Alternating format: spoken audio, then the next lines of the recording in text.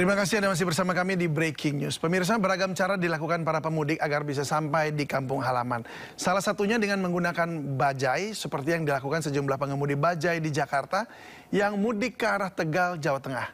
Ya, walau para pemudik ini mengaku badan agak-agak pegal ya karena terlalu lama di dalam bajai, namun mereka tetap bersemangat karena tidak sabar ingin bertemu keluarga di kampung halaman.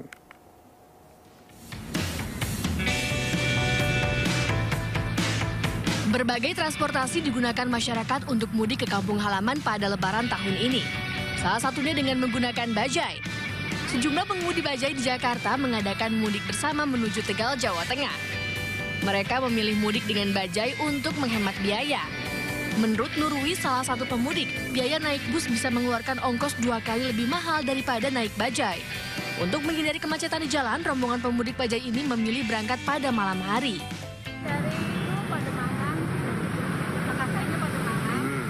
Ke arah mana, Bu? Mau arah ke Tegal. Tegal. Ya, ini tongkos. Ini tongkos ya, Bu ya? Ya, naik travel mahal. Ibu dari rumah jam berapa nih? Ini dari rumah jam 8. Kira-kira sampai jam berapa, Pak? Nih, perjalanan. Pokoknya waktunya pagi itu aja. Berapa jam, Pak, perkiraan, Pak? Antara jam 6 jam 7. Jam 7 ya? Kebanyakan istirahat, sampai istirahat. Meski diakui mudik menggunakan bajai membuat badan terasa lebih pegal, namun para pemudik ini tetap bersemangat untuk bertemu sanak keluarga di kampung halaman. Dari Kabupaten Bekasi, Jawa Barat, Ahmad Johar Lutfi, iNews melaporkan.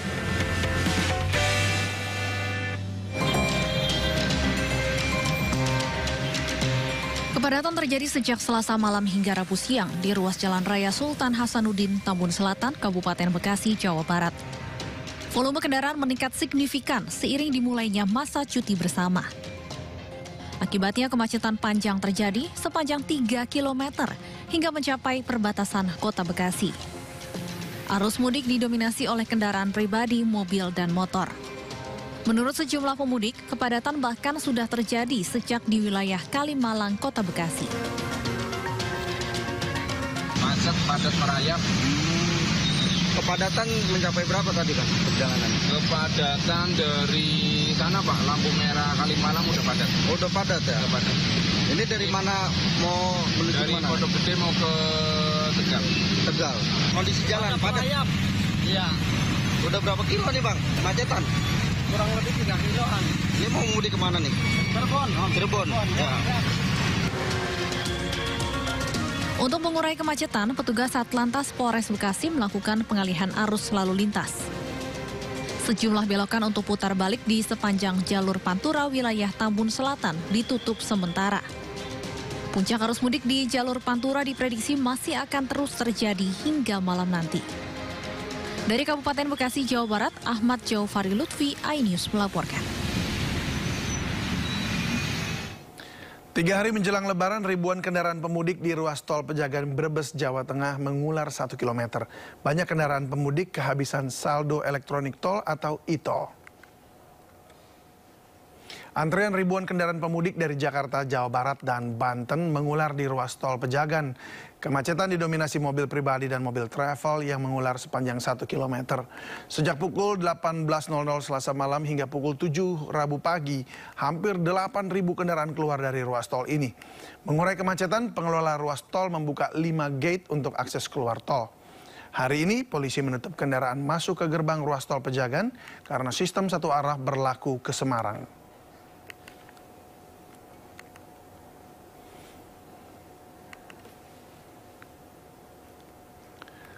Ribuan kendaraan dari arah Jakarta menuju Jawa Tengah, tepatnya di persimpangan lampu merah Pantura Arjowinangun, Kabupaten Cirebon, Jawa Barat, pada Rabu pagi terpantau padat. Kepadatan pemudik terjadi di persimpangan lampu merah Pantura Arjowinangun, Cirebon, Jawa Barat. Membludaknya ribuan pemudik yang didominasi kendaraan bermotor ini terus memadati jalur Pantura Cirebon. Banyaknya aktivitas warga lokal di titik persimpangan lampu merah menjadi titik kepadatan arus pemudik. Petugas melakukan sejumlah rekayasa lalu lintas, salah satunya melakukan buka tutup di lampu merah dan memprioritaskan pemudik dari arah Jakarta. Pemudik hanya bisa berjalan merayap dengan kecepatan maksimal 50 km per jam.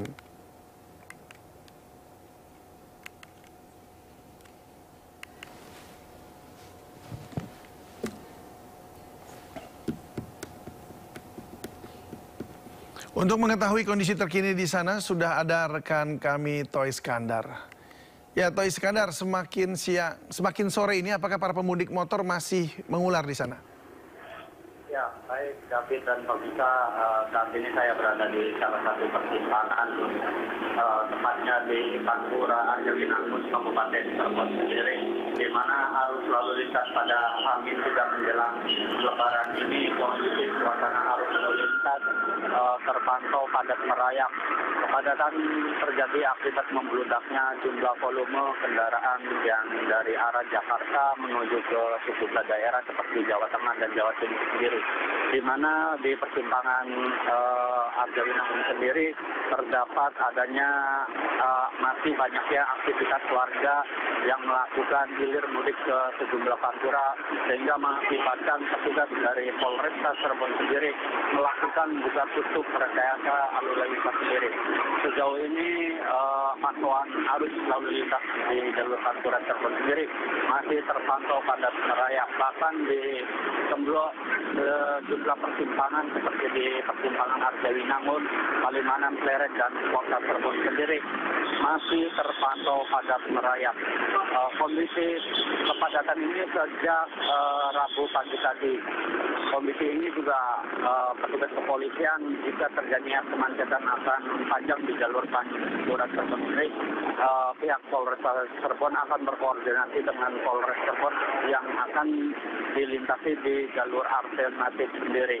Baik, kami himbau juga para pemudik yang akan melintasi di jalur Pantura Cirebon, ada beberapa titik yang terjadi rawannya pasar tumpah, yaitu seperti di Pasar Tegal Gubuk dan Pasar Kue Pleret, Pasar Kudus, dan Pasar Kembang. Dari keempat pasar tumpah tersebut, pemudik harus mewaspadai karena di sejumlah jalan Pantura sendiri terdapat banyaknya pasar yang menggunakan pedagang di bahu jalan sendiri.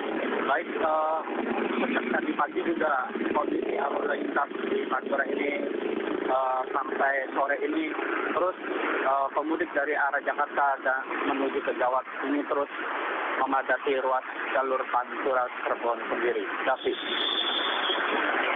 Ya, baik. Baik Toy Iskandar, terima kasih untuk informasinya. Kami tunggu update selanjutnya dan selamat bertugas kembali. Pemirsa, bertepatan dengan dimulainya cuti bersama pada hari ini, sejumlah titik rawan macet sudah mulai dipenuhi para pemudik. Untuk mengantisipasi adanya penumpukan kendaraan, pemerintah menyiapkan sejumlah strategi mulai dari kontraflow, ganjil genap, hingga one way. Apakah strategi ini bisa mendukung kelancaran mudik pada tahun ini? Kita akan membahasnya bersama Yayat Supriyatna, pengamat transportasi dan tata kota. Selamat sore Pak Yayat. Selamat sore Mas David. Ya Pak Yayat, kita melihat bahwa waktu itu diprediksi 123 juta orang akan mudik pada kali ini dan beberapa atau mungkin 50%-nya melalui jalur jalur darat seperti itu ya. Bagaimana Anda melihat pantauan arus mudik kali ini? Apakah sesuai dengan prediksi? Ya, memang kalau dilihat dari prediksinya, angka itu belum mencapai angka puncaknya ya. Karena ini kan 3 hari menjelang Lebaran, ini menjadi hal catatan penting. Apalagi hari ini dimulai cuti resmi bersamanya. Dan yang menariknya kemungkinan besar besok itu bisa menjadi puncak agak lebih tinggi. Karena ada potensi 2 hari Lebaran. Kemungkinan Jumat atau kemungkinan Sabtu. Oh iya. Jadi ada kemungkinan yang mengejar hari Jumat. Ya, jadi puncaknya di hari Kamis ini, ada kemungkinan juga yang mungkin mudiknya lebih longgar di hari Jumat ketika sebagian sudah Lebaran. Jadi kemungkinan hari Kamis besok itu adalah potensi terbesar arus mudik yang kemungkinan besar akan menimbulkan persoalan simbol-simbol kemacetan di beberapa tempat. Nah, yang menarik dari potensi yang ada ini misalnya potensi 18 juta pemudik dari wilayah Jabodetabek. Dari seluruh angka yang terbesar tersebut bisa dikatakan arus mudik dari wilayah Jabodetabek ini ke wilayah Jawa Barat, Jawa Tengah, dan Jawa Timur adalah pola arus mudik terbesar ya dibandingkan dengan daerah-daerah lain. Memang dari kota-kota lain seperti Surabaya ke sekitarnya, atau dari kota Bandung ke wilayah-wilayah Priangan Timur dan wilayah-wilayah Sukabumi, atau wilayah Jawa Tengah ke wilayah Solo, itu memang ada relatif berbeda. Jadi ada mudik jarak jauh, ada mudik jarak dekat. Nah, yang jarak dekat ini biasanya terjadi di wilayah-wilayah kota utama yang ada di pusat-pusat pemerintahan. Misalnya untuk wilayah Semarang dan sekitarnya, wilayah Yogyakarta, Surabaya, dan sebagainya. Tapi dari pola perjalanan mudik yang paling banyak, memang harus diakui adalah pada wilayah Jabodetabek. Kenapa? Karena memang dikatakan angka pekerja itu paling banyak dari wilayah Jabodetabek hingga Bekasi hingga Kerawang ya. Karena itu merupakan kawasan-kawasan industri dan bisa dikatakan menjadi kantong utama urbanisasi yang ada di wilayah Pulau Jawa begitu. Baik, nah Anda sendiri ini mudiknya yang jarak dekat atau jarak jauh nih? Kalau saya kan relatif jarak dekat dan saya wilayahnya tidak ke timur. Jadi polanya itu terbagi dua. Kalau ke wilayah timur, ya misalnya ke wilayah Jawa Tengah, Jawa Timur, ini itu pasti lebih banyak dibandingkan ke wilayah barat. Kalau wilayah barat konsentrasinya itu adalah di Merak. Jadi ini terbagi. Nah, yang menarik lagi dari apa yang digambarkan dari penjelasan yang dilaporkan oleh para reporter itu, ini pola mudik terbagi kepada dua pola. Pola jalan arteri Pantura itu didominasi oleh sepeda motor. Jadi bisa dikatakan pemudik yang menggunakan sepeda motor akan lebih mendominasi di jalan arteri Panturanya. Seperti tadi katakan di Arjawinangun, Cirebon, Tegal, Brebes. Pantura itu akan didominasi oleh motor. Sehingga terjadi istilahnya kepadatan yang luar biasa. Sementara ruas jalan tol akan menjadi backbone-nya, tulang punggung utama arus mudik untuk kendaraan pribadi maupun angkutan umum. Jadi bisa dikatakan pola ini sudah membentuk pola yang menarik. Ya, kalau yang menarik lagi adalah di jalan tol itu manajemennya memang akan lebih baik karena pengaturannya lebih tertib. Kontraflow bisa diadakan, ya kan, one way bisa dilakukan. Tapi yang agak berat itu adalah di jalan arteri. Benar-benar. Nah, jadi tinggal bagaimana teman-teman Polda, teman-teman Disub pada setiap persimpangan dan traffic light itu menjadi simple bottleneck loh. Jadi kalau mengapa nanti akan lebih banyak orang memilih mudik di jalan tol misalnya. Tadi misalnya kan one way sudah diberlakukan. Jadwal jamnya. Jadi bagi masyarakat yang mudik yang sudah bisa memprediksikan potensi hambatan di perjalanan, dia akan mengikuti atau menggunakan jalur yang lebih terjadwal. Ini menarik ya bagi kita ya. Kenapa? Karena orang akan memprediksikan berapa lama di perjalanannya, bagaimana kecepatannya. Tapi kalau untuk di jalan tol ini, yang harus bersabar itu istilah saya ada pamer jempol. Apa itu Pak? Padat merayap menanti terjepit di pintu tol. Ah ini kan karena tapping. Ada yang punya pulsanya atau yang masih kekurangan. Itu yang jadi masalah itu jadi problem terus itu sebenarnya ya. Karena e-tolnya kurang terus. Betul. Karena itu tadi informasi tentang e-tol, tentang perjalanan yang lengkap. Misalnya saya mau sampai ke Solo, berapa biaya tol yang harus saya keluarkan? Nah, apakah informasi itu nggak ada, Pak? Informasinya ada, tetapi pemahamannya, sosialisasinya terbatas. Atau memang ya bisa dikatakan kita prediksi lah, karena kan tidak semua orang bisa tahu berapa tarif tol, karena kita biasanya menggunakan tarif tol dalam kota yang relatif dekat. Tapi untuk tol-tol yang jarak jauh ini, nah itu tadi, ini masih cukup nggak ya? Jadi kadang-kadang yang tolnya itu tidak cukup, agak andilau dia antara dilema dan kegalauan, ya kan? Iya, jadi sebenarnya itu juga harus mulai dari tertib disiplin diri sendiri ya, bahwa kita juga harus belajar membaca, lalu kemudian juga mau isi gitu maksudnya, supaya mengantisipasi dan tidak merugikan orang lain begitu, sebab kan itu akan merugikan yang lain makin lama begitu ya. Iya, apalagi kalau tiba-tiba ya pada pintu tol tertentu pembayarannya cukup besar, misalnya 56.000 atau 60.000. Sementara kartu dia turun, pasti dia akan mencari atau minjem dari yang belakang. Nah, di sini memang harusnya di rest area ada posko-posko untuk tapping, pengisian ulang. Jadi sekali lagi saya bilang, persoalan utama dengan rekayasa melalui one way itu sudah cukup baik. kontraflow-nya juga cukup baik. Pengaturan-pengaturan ganjil genapnya di jalan tol yang menjadi tulang punggung utama udah cukup baik. Tetapi hambatan utamanya pada konteks kepadatan ini, yaitu tadi seperti digambar ini kan, pamer jempol itu padat, merayap, terjepit, menanti di pintu tol karena tapping. Tapping dengan menggunakan kartu itu butuh waktu 4 detik. Nah, jadi kalau misalnya nanti ada keterlambatan orang yang kurang kartunya kurang, ini bisa implikasinya panjang. Nah, baik, jadi sebenarnya yang kalau soal kontraflow kemudian satu arah ini sudah baik. Bagaimana dengan infrastrukturnya? Apakah memang ini sudah baik menurut Anda? Artinya pengaturan untuk jalur-jalur, bahkan udah ada penambahan jalan dan pembukaan jalan tol yang baru. Nah, saya terus terang saja seminggu sebelum ini saya sudah diminta bersama salah satu badan usaha jalan tol, kami melakukan survei, misalnya contoh dari kilometer 57 ketika dari yang elevated ya di Jalan Cikampek itu sudah terjadi penambahan lajur dari 3 menjadi 4. Nah, hasil perhitungannya itu menunjukkan bahwa dengan tambahan lajur itu level of service jalannya itu akan kemungkinan bisa lebih baik. Dan VCR-nya itu ya, untuk rasio kendaraannya itu kecepatan rata-rata itu kepadatan dari 8,2-nya turun menjadi 6,2. Jadi relatif potensi kecepatannya lebih cepat lah.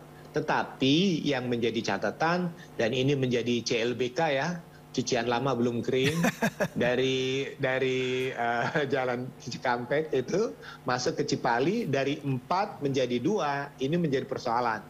Jadi yang lebih perlu disikapi mentalitas pemudik itu adalah harus berlatih sabar ketika masuk Cipali. Sampai nanti ke Kali Kangkung. Karena itu panjang sekali. Nah ini terus terang saja, pengurangan kecepatan itu akan membuat kadang-kadang pengendara jenuh. Jenuh, lelah, dan bahkan bisa berpotensi malah celaka begitu ya. Celaka. Nah, KNKT pun mengatakan hectic ya, artinya potensi kecelakaan itu karena faktor kelelahan. Nah, disinilah yang perlu dicermati sama kita. Kita akan bicarakan soal kelelahan ini, Pak Yayat. Namun kita akan update dulu perkembangan kepadatan arus mudik. Kita sudah terhubung dengan juru bicara Kementerian Perhubungan, Adita Irawati, melalui sambungan telepon. Selamat sore. Selamat sore, Bu Adita. Selamat sore, Mas David. Iya, Bu Adita, bagaimana perkembangan kepadatan arus mudik saat ini? Apakah memang sesuai dengan proyeksi, semakin padat hingga malam hari ini? Betul sekali, sesuai prediksi kami, tanggal 19 ini menjadi awal puncak dari mudik 2023 ya, bersamaan dengan cuti bersama juga, dan kita lihat trennya sudah sejak tadi malam, khususnya untuk yang menggunakan kendaraan pribadi melalui tol maupun arteri. Sementara kalau kita bicara transportasi umum, trennya juga sama, tetapi jauh lebih kondusif ya situasinya. Saya ini kebetulan sedang ada di stasiun Senen, dan situasi padat tetapi relatif lancar dan terkendali. Sementara di udara tadi kami juga barusan dari Soekarno-Hatta, itu juga cukup padat tetapi semuanya lancar. Sementara untuk laut tadi kami ke Tanjung Perak, itu juga relatif sudah agak landai. Sementara yang masih puncak ini memang adalah pengguna angkutan jalan menggunakan kendaraan pribadi. Jadi kalau kami identifikasi masih ada di ruas tol Jakarta Cikampek sampai dengan di Cipali yang menuju nanti ke Jawa Tengah di Semarang.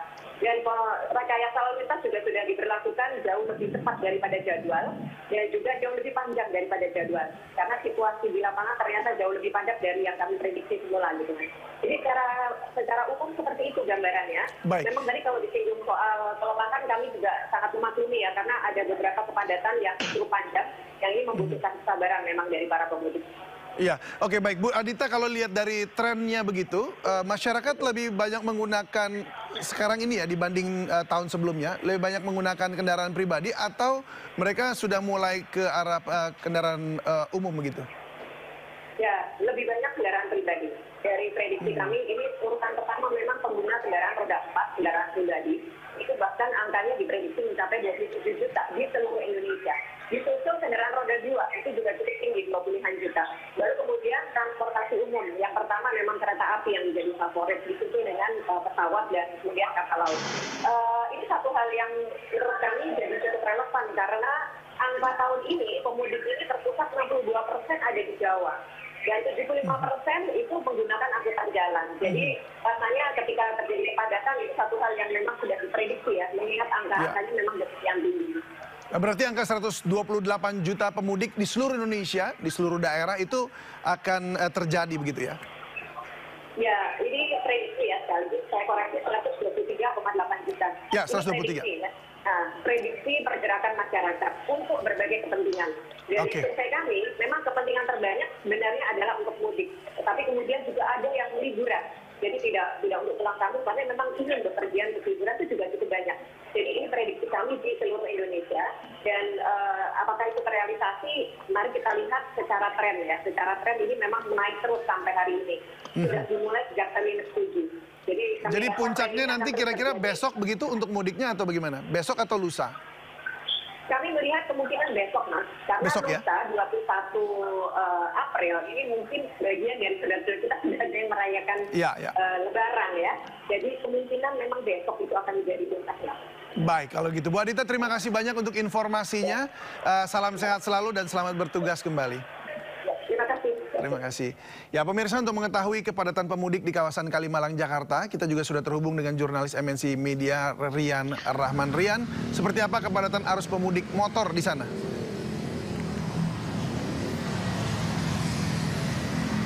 Rian? Ya baik David dan juga pemirsa, saat ini saya sedang berada di jalur Kalimalang, Jakarta Timur. Tepat di belakang saya ini jumlah kendaraan roda 2 maupun roda 4 sudah mulai ramai melintasi jalur Kalimalang ini. Akan tetapi volume kendaraan ini tidak menunjukkan kepadatan yang signifikan lantaran para pengendara lebih memilih pada perjalanan pada malam hari. Selain itu juga para pengendara ataupun pemudik lebih memilih jalur pada malam hari lantaran untuk menghindari cuaca panas pada siang hari. Diprediksi para pemudik ini ataupun pengendara roda 2 maupun roda 4 yang melintasi jalur Kalimalang ini pada saat H-2 Lebaran atau 2 hari menjelang Lebaran. Diketahui jalur Kalimalang sendiri merupakan jalur penghubung menuju kawasan Jawa Barat, Jawa Tengah maupun Jawa Timur. Sekian David. Baik, terima kasih Rian Rahman melaporkan dari kawasan Bekasi, khususnya di wilayah Kalimalang. Selamat bertugas kembali. Baik, kita kembali berdialog dengan Pak Yayat. Pak Yayat masih bersama dengan kami? Ya. Ya, Pak Yayat. David, masih ya. Ya, berbicara tentang kecelakaan tadi, artinya potensinya. Karena ini belum lama, baru tadi pagi ya, ada kemacetan panjang akibat adanya kecelakaan. Nah, ini untuk menghindari kecelakaan terjadi pada pengemudi atau pemudik yang pulang kampung ini. Apa yang harus betul-betul dicermati, diwaspadai? Yang pertama, kita harus membuat plan dulu ya. Artinya begini, ketika melakukan perjalanan, yang paling penting itu adalah rencana perjalanan. Dan mengantisipasi kemungkinan potensi yang paling menghambat, yaitu kemacetan. Nah, yang menjadi persoalan adalah durasi waktu kemacetan itu berapa lama dan berapa jam. Ya, biasanya pada saat durasi menunggu itu karena padat, nah disitulah titik jenuh itu biasa terjadi. Nah, sekarang kan dengan adanya kontraflow, adanya ini kan prediksi perjalanan. Dulu masyarakat suka memperbandingkan dari misalnya Jakarta sampai ke Semarang. Katakanlah saya bisa menempuh 7, 6 jam, 8 jam. Tahun ini dengan adanya one way itu bisa lebih cepat atau tidak? Makin cepat pengaturannya, maka makin baik. Jadi semuanya harus dalam rencana gitu ya Pak Yayat ya? Dalam rencana. Dalam rencana planning, di mana harus berhenti, di mana harus istirahat begitu ya? Yang kedua harus ada yang supir cadangan lah bagi mereka yang kendaraan pribadi. Kalau sepeda motor tinggal mengatur. Rata-rata durasi waktu itu untuk istirahat rata-rata 2 jam. 2 jam. Sepeda motor lebih fleksibel lah. Tapi kalau di jalan tol itu memang harus rebutan di rest areanya. Gitu. Ya baik, kalau begitu Pak Yayat, terima kasih banyak untuk informasinya dan juga tips-tipsnya untuk mengemudi dengan aman. Dan selamat juga berpulang kampung nanti Pak. Hati-hati di jalan. Salam sehat selalu.